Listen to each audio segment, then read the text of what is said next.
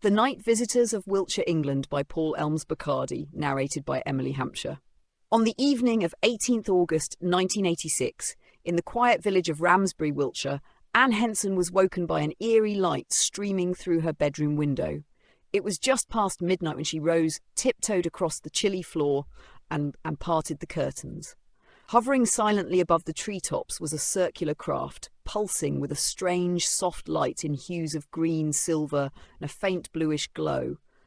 Her heart hammered in her chest as she stared, unable to look away. The object held steady in the night sky, making no sound at all, almost blending with the moonlight. Anne rubbed her eyes, sure it had to be some kind of trick of the light, but the object remained in perfect stillness, casting a luminous glow over the hedges and fields outside.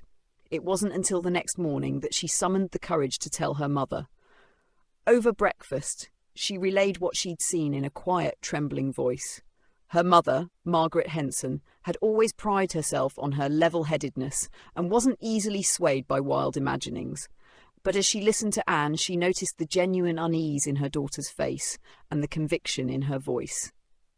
That evening, Margaret wrote a letter to the local authorities describing the unusual sighting her daughter had witnessed. She doubted anyone would take it seriously, but it was worth trying for Anne's peace of mind.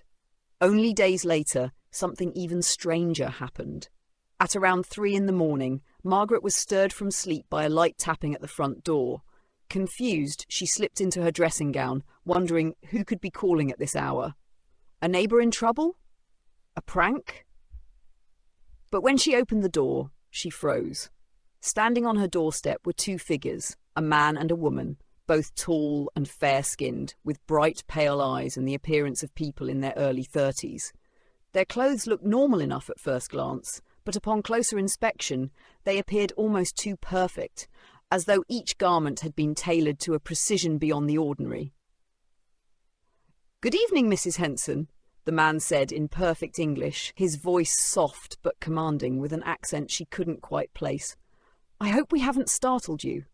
Margaret's mind raced, trying to process what she was seeing and hearing. Who are you?" she stammered. "My name is Leon," the man replied with a courteous nod, "and this is my colleague Alara. We come seeking a little assistance." Margaret clutched the doorframe, half tempted to slam the door shut and wake the whole house. But something about their calm manner and gentle voices eased her. She could hear Anne stirring upstairs, footsteps coming down the creaky staircase.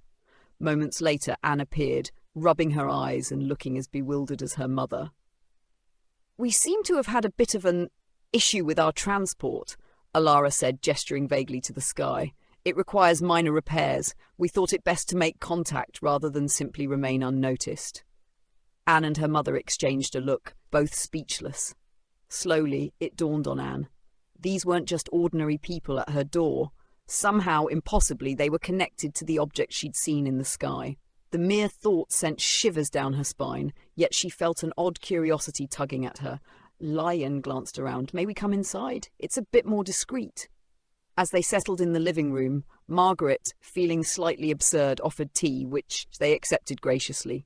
Leanne and Alara held the cups delicately, sipping slowly, remarking on the pleasant warmth with a tone that suggested it was new to them. "Is there anything we can do to help?" Anne asked, her curiosity overcoming her initial apprehension. "Thank you," Alara said, smiling. "We've gathered the materials we need, but could use a small amount of guidance on what you call tools." In a daze, Margaret brought out her husband's toolbox from under the stairs, laying it open on the table. Leanne and Alara inspected each tool with a strange reverence, occasionally consulting Anne on its use, nodding in deep concentration as she demonstrated. As dawn began to break, Leanne and Alara prepared to leave. "We are deeply grateful for your help," Alara said, her voice sincere, her pale eyes shining with an unspoken gratitude. "This has been an unusual journey, but your kindness will not be forgotten." With that, the 2 visitors stepped outside and walked calmly down the garden path toward the field beyond, where a faint glow was already illuminating the horizon.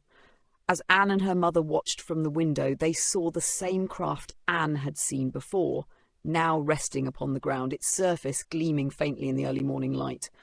Leanne and Alara approached the craft, which opened with a soft, seamless motion, admitting them inside. Moments later, the object lifted into the sky without a sound, vanishing in the blink of an eye as though it had never been there at all.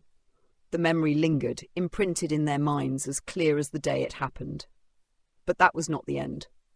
A week later, a man in a dark suit arrived at their door, presenting himself as Mr. Collins from the Ministry of Defence. His face was stern but not unkind, and he spoke with a tone of confidentiality as he asked to speak to Anne privately. Mr. Collins explained he'd come from Rudloe Manor, a site nearby involved in a range of national security matters, as he put it. Anne was nervous but answered his questions honestly, describing everything in detail. Mr. Collins nodded thoughtfully, taking notes but offering little in the way of reaction.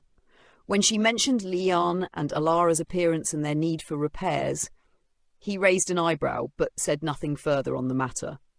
After an hour, he left as quickly as he'd come, leaving Anne and her mother with the impression that, whatever she'd experienced, it had raised more questions than it had answered.